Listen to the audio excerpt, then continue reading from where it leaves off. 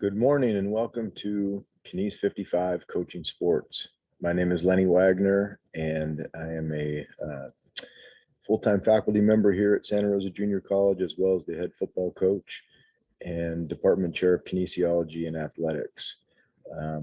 In this class, we're going to be discussing various topics in coaching, the nuts and bolts of coaching, the different career paths that one needs to take in regards to education and applicable experience, and hopefully dive into some deeper topics in sports psychology, sociology of sport and the impact of sports, and coaching on our current society. The class is going to begin with an introduction to coaches, and we're going to examine some coaches and study them and figure out the different coaching styles. And then the class is going to lead into scenarios and how you deal with scenarios as a coach, and what's appropriate, what's not appropriate, what are best practices. And one thing to understand that in this class, a lot of this class is my perspective. And perspective is a unique thing for every individual. And my perspective is based on my life experiences and the experience of those around me that I've been able to share with. And so you may have different perspectives on things. And the one thing about coaching, it's very similar to a lot of things in life. There's more than one way to be successful as a coach. And in this class, we're going to talk about those types of things as well. And as we move towards the end of the class, we're going to actually be doing some coaching ourselves with strategies and breaking down opponents and things like that. So at the end of the day, at the end of this class, I hope that any of you that are legitimately interested in becoming a coach would feel like you have the confidence and the knowledge and the skill set to at least step into an assistant type position and get your foot in the door. So that being said, I'll start the class off by just doing a little introduction of myself. As I mentioned, I've been at Santa Rosa Junior College for 22 years, and this will be my 32nd year of coaching college football and my 30th year of teaching in college. So I've got a lot of experiences at various levels. Before I coached at Santa Rosa Junior College, I was the head coach at Mendocino College, which is a much smaller college in Ukiah, California. And prior to that, I coached at Sonoma State for 6 years and got to work with some tremendous individuals while I was coaching there. I played at Sonoma State, and I am a product of the California JC system, like all of you watching this video today. I went to Fullerton Junior College down in Orange County and played high school football down there and junior college football, and came up to Sonoma State and have been here ever since. Absolutely love this area, and was just blessed to have the opportunity to be the head football coach at Santa Rosa Junior College. I also wear a lot of different hats on our campus. And for our department, I am the department chair of kinesiology and athletics, as well as heavily involved in administration in our department. So one of the things you'll find that to be a coach, sometimes you have to wear lots of hats, and that's going to be our lead into our topic for this week. And the question I have for you guys is, what is a coach? And in your assignment for this week, I'm going to ask you to list some words that pop into your head on a piece of paper. And then I'm going to have you choose 2 or 3 of those words that really particularly may mean something to you personal, and tell me why those words are more important maybe than some of the other words that are on your list. I do this with every class every year because I think the goal of this exercise is to realize that a successful coach has to be a pretty dynamic individual, or surround themselves with dynamic individuals with their assistant coaches. It's a lot. And if you're a people person, it's a wonderful job. If you like helping people, it's a great job. And so some of the old classes that I've had, they came up with words like, when I said, what is a coach? Leader was one of the first ones that popped into mind. And that's a great word. It's a powerful word. And it's a word that comes with responsibility. And we're going to talk about the different leadership styles in this class. But leader, again, these are words from previous classes, and I think they were good ones. And I pulled them out because I thought these were ones that were important to me. But you guys are going to have your own list, and don't let my list influence your list. Hopefully, it will just spark some thought so that you can give your own perspective. A lot of this class is going to be your perspectives. And as I mentioned before, perspectives are unique to everybody. So, I really want to hear from you guys. And I want you guys to be thinking about your own personalities and your own styles and what you like and what you have experienced and what you think you may be as a coach. So leader obviously is a big one. An example, that's another one that many times we see coaches do the opposite of what they preach.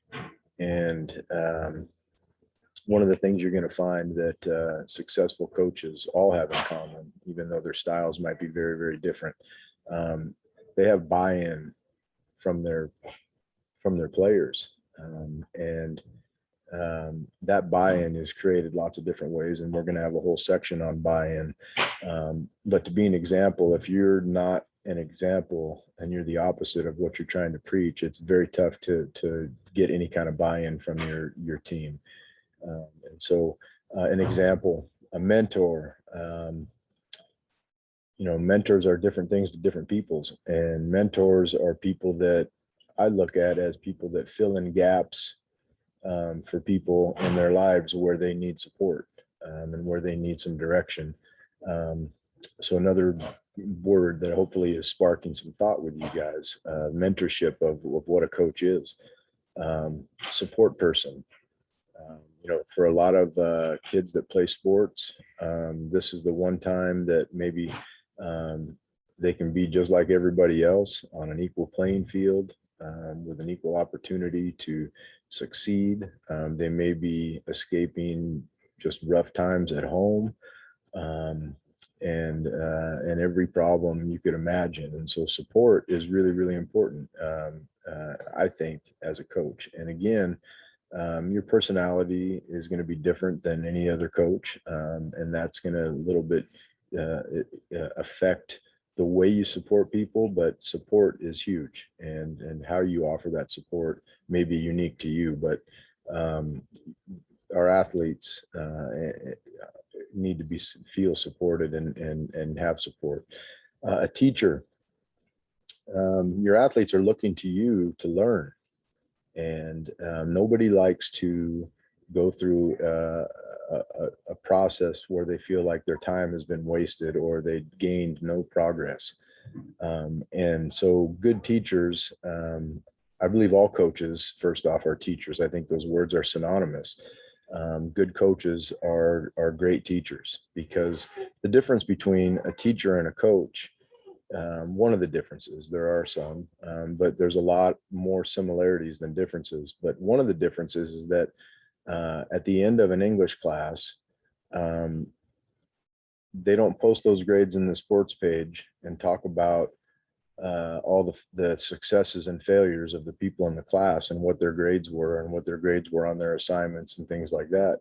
And so there's no, in a different way, there's a different kind of accountability for somebody that just teaches in the class. Not that they don't take any more pride in their students being successful, but it's different. And coaches are out there in the spotlight, and our grades are posted every week after we win, lose, or tie, and for everybody to see and evaluate. And so that brings on some pressure. And so coaches typically are great teachers because their results are measured and they're held accountable based on the results of their students. And so you'll see coaches watch game film, have their athletes write their assignments, have their athletes read their assignments, have their athletes recite their assignments, have their athletes physically do the techniques and the skills that are needed to be successful at their position, and then do them on film, and then watch themselves on film and evaluate themselves on film, and then go back and learn more of the the details of the offense or defense of whatever sport they're playing. It's a tremendous amount of teaching that goes involved with that, and it's a teaching that addresses every type of learning style. Many of our students and many of our athletes that we're going to have and coach are going to learn things different ways. Some people can just read something one time and know it. Some people need to do it. Some people need to watch it. Some people need a combination of all those things. Coaches typically do that.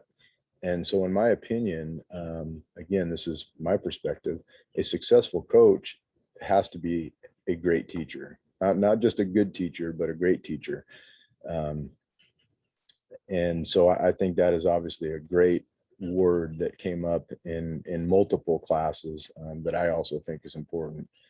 The next one is parent, and believe it or not, sometimes that is a lot of your job, depending on the age level of the players that you coach.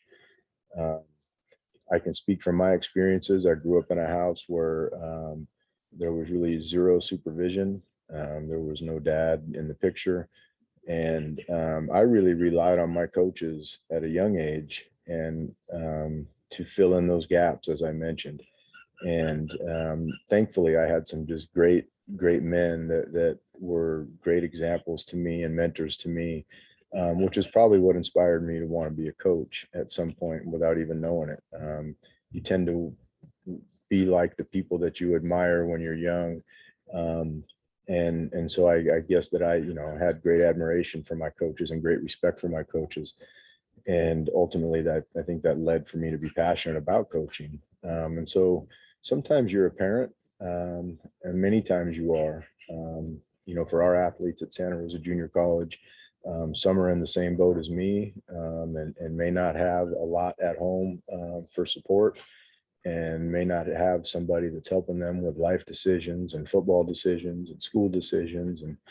And so many times, I think coaches that, again, are successful understand that role and embrace that role because they know how important it is to get those gaps filled in. And I really think, that impact that you have when there's that absence at home or absence somewhere in your life, and you fill in one of those gaps, it's empowerment.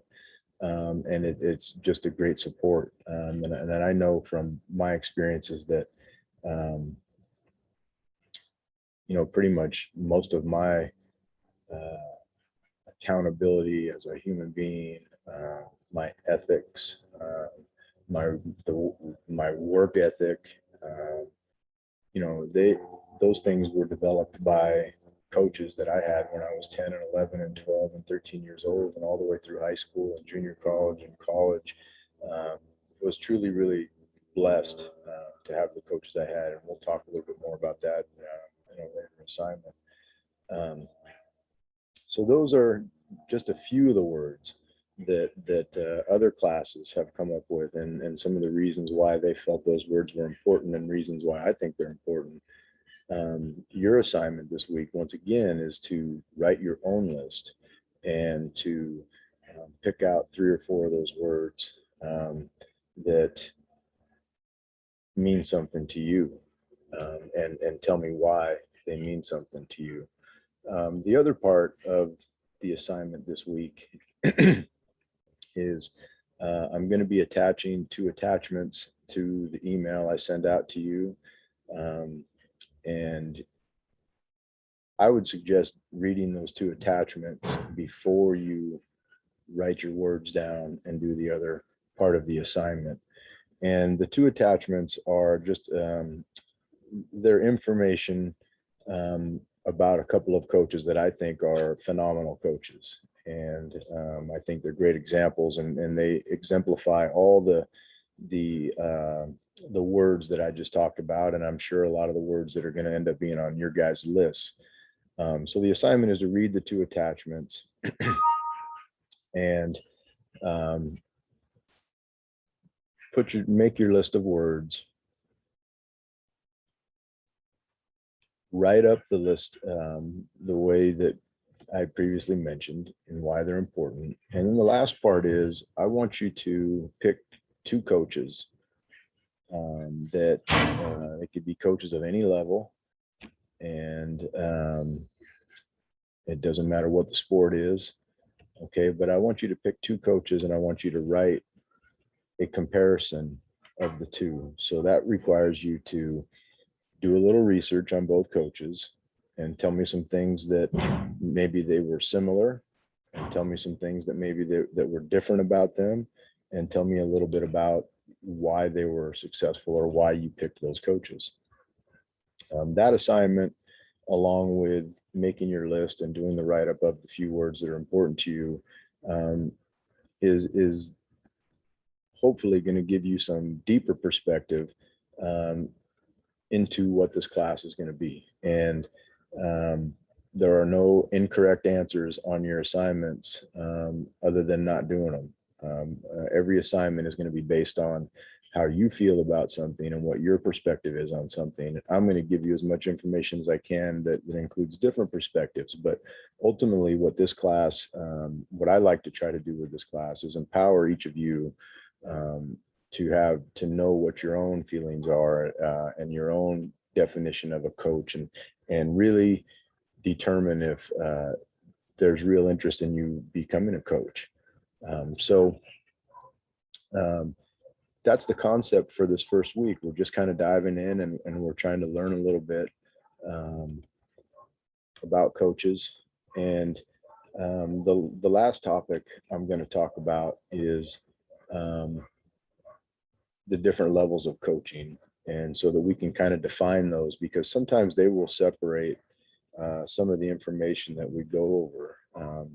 So for example, youth sports is going to be very different than professional sports in some regards. Some regards is going to be the same. So we're going to really try to do the best we can at starting with youth sports, which is where the majority of coaches get their foot in the door.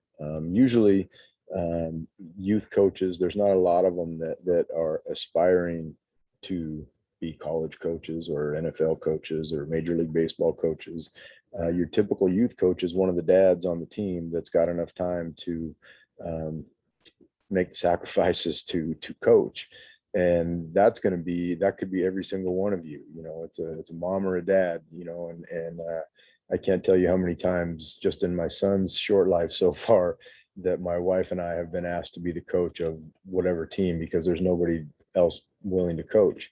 So some of you may be coaching by default, and that's all good, man. Do the best you can. Those kids are wanting to have a great experience, and it's up to the coaches to make sure that they have the environment to have that great experience. We can't always dictate 100% what the experience is, but we can create the environment to have a good experience. And so we're going to talk about youth sports. We're going to talk about high school sports. We're going to talk about junior college, four-year college and university coaching, and professional coaching, and how those different areas, how the focus might be a little bit different. When you go from a youth sports scenario where kids are being introduced to the sport, you're trying to create a really positive experience so that they'll stick with the sport.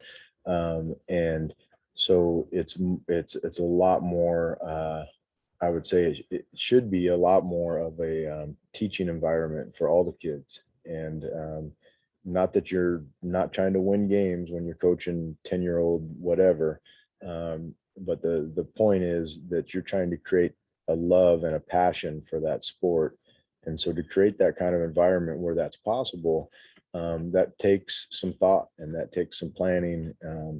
And in comparison, if you were an NFL coach, it's kind of, you do your job or we're going to go find somebody that's better than you that can do your job better. And that's it. And those players are expected to have all of those skills that are taught and learned through the experiences of going up through different sports. And when it comes down to it, I think what you're going to find at the end of this class is that coaching sports is really it's really relationship skills, and it's about people, and the same common themes are going to come up in relationship skills as they are with coaching in many aspects. But it is definitely different focus at the different levels, because there are different consequences. One consequence that's different from coaching youth sports, the mindset for most people, I think, should be, let's introduce the game to every individual. Let's coach every individual, not just the good players. Okay, let's let everybody play, even the players that really struggle, because some kids are late bloomers. And at the end of the day, you're trying to create a passion for the sport. And when you're young and you sign up and you're a part of a team, you want to play. And so as you get higher in the ranks, obviously that changes. And for a couple of reasons. One, it changes because winning becomes more important the higher you go in sports. And what I mean by that is, if you look at the highest level, NFL, Major League Baseball, NBA, soccer, WNBA, if coaches don't win, they get fired. It's rare that a youth coach would get fired for just not winning. If he's a good person or she's a good person, and they're creating a positive environment, I don't know of any that have been fired because the team loses. Okay. And when you flip that over to professional sports, it doesn't matter what kind of guy or person you are. As a matter of fact, there are some people that are not good people, but they win and they still hold their jobs. But you've got to win at those higher levels to maintain the job. And so your motivation and your anxiety and your perspective is very different. For a college coach is pretty much the same as a professional coach. College coaches move from state to state with their families every time they get another job. And just to give you an example of that, when I was coaching at Sonoma State, it was about 1992, a handful of our coaches took a bigger job at another school.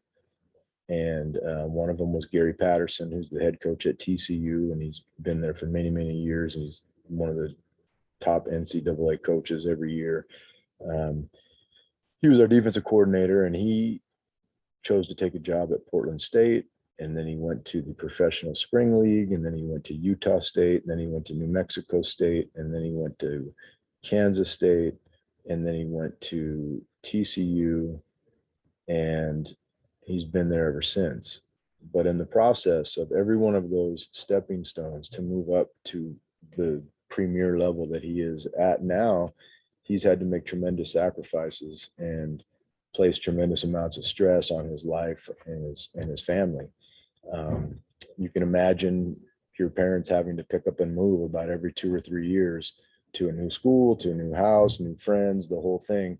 And knowing that you could be fired at any time as a college coach or a professional coach, there's that fear and anxiety, and there's no way that people cannot let that affect them.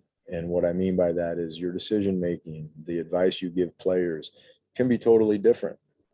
Okay, so an NFL coach that or a major college coach that has to win the next game or he's going to get fired is probably going to be more likely to push an injured player to maybe play on an injury that maybe not totally healed or maybe not ready to play. It might motivate some coaches to cheat, break the rules. And there's lots of ways that coaches do that. And so there are different motivations and different fears with that.